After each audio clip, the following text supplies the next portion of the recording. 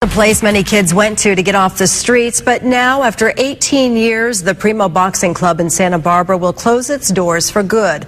News Channel 3 reporter Senare De Los Santos has more on the co-founder's tough decision to call it quits. Senare?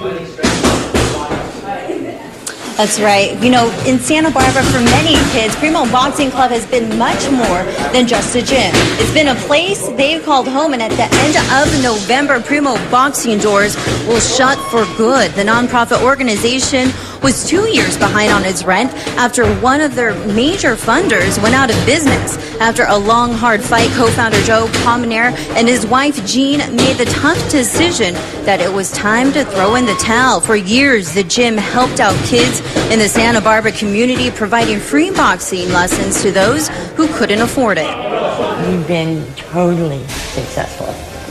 We have lawyers and doctors and all kinds of amazing people that have come out of Primo.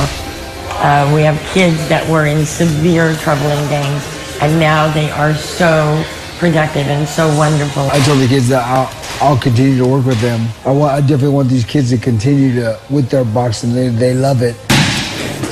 And Joe is down but not out. He's currently training and teaching classes at another local gym. Now, Joe and Jean will be having one last celebration before they close the doors for good. On Saturday, they will host their last Thanksgiving dinner at Primo's. Anyone who's ever been a part of the gym is invited. And as you guys can see, lessons are still going on strong, at least until the end of this month. For now, I'm live at Primo's Boxing Club. Senare De Los Santos, News Channel 3. Guys, back to you.